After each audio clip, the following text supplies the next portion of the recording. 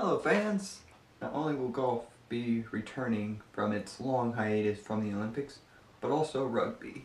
Rugby has been in the Olympics from the first year of the 1900s to 1924. The first year saw 15 teams compete. Later years would only see 2 teams compete. Pierre de Coubertin, who is the grandfather of the Olympics, saw great potential in rugby. The first Olympic Rugby Championship started in 1900 with 15 teams competing. Later, it came back with only 2 teams competing, the Brits and the Austrians, in 1908. It again returned in 1920 with only USA fighting France. They would fight each other again in 1924 along with Romania. It was voted back in 2009 at the 121st IOC session in Sweden. This summer, 12 nations will sponsor athletes, both male and female, for gold in the sevens format in the Summer Olympics. This will be the first Olympic Women's Rugby Championship and the 5th for men's. It is smart for them to bring in the sevens format, which is shortened and dynamic, allowing for more games, and it will allow more teams of nations to participate. Pacers made the playoffs! Woo! On August 5th, thousands of athletes will walk through the Maracena Stadium representing 200 countries. A very few number hope to represent the new Team Refugee under the IOC flag. Under them are 2 refugees from Congo who specialize in judoku, and they are Popela and Yolanda. They have fled from the war-torn country of Congo and find residence in Rio, Brazil. They have signed up for the IOC Solidarity Program. They have had significant help from Flavio Canto, a Brazilian Olympic medalist who runs a judo school. Yolanda says she has not seen her family since 1998. Popala says his mom was murdered when he was 6.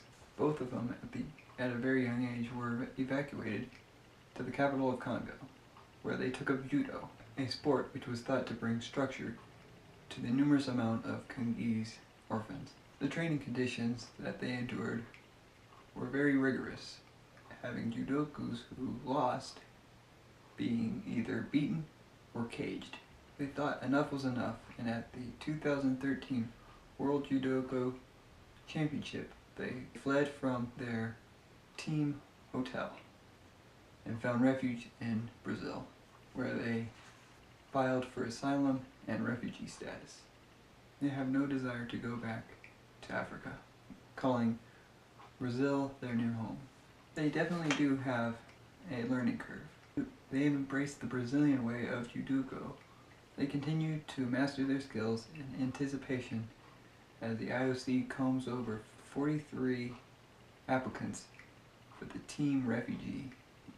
Not every athlete will be staying in the Olympic Village in Rio. For instance, Team USA's men's and women's basketball team, as well as the Olympic family, will be staying in 2 cruise ships anchored near the Olympic venues during the games.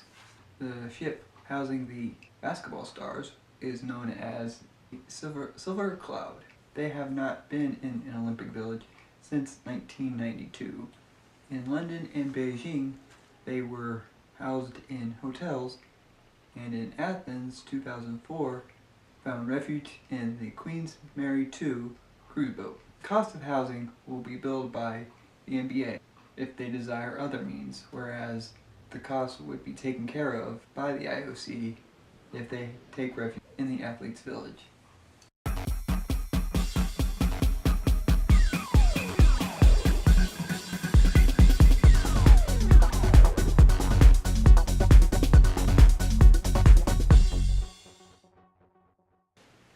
The port area is pretty remote from the basketball venues. It is located in the Guanabara Bay, which is the site for the sailing competition and a broken promise by Brazil to cleanse the waters, which was made when they made the bid in 2009 for the 2016 Summer Olympics. Depending on traffic, travel time could take up to more than an hour. This issue will be solved in July when they set aside lanes for Olympic